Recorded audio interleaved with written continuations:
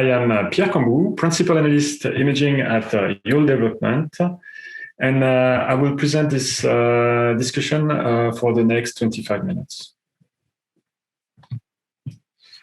First, an introduction to our company. Yole Développement is a market and technology research company.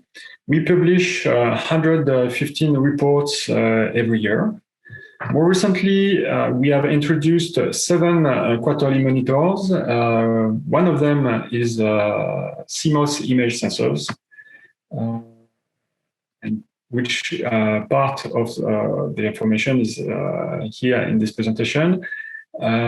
Last, we have weekly tracks, which are teardowns of specific end systems.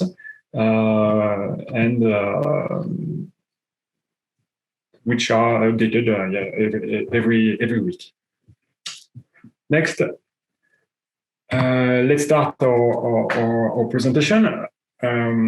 So this transformation of imaging to sensing is a broad topic. Based on a very long history. Really, the start is image capture. So how do we capture reality? And typically there has been already three disruptions. The first is the advent of photography, actually, with films, plates and films initially in the 1900s. In the 1800s, so that was the first disruption. The second disruption has been electronic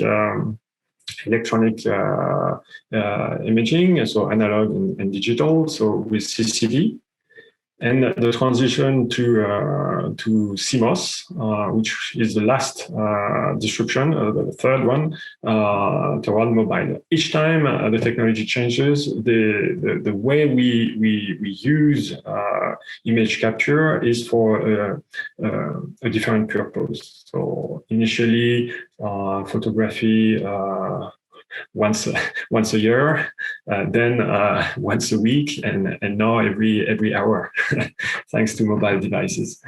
In the future, and this whole presentation is how really imaging and imaging devices could gradually become serving more machines than humans, and probably become dominant within the next decade.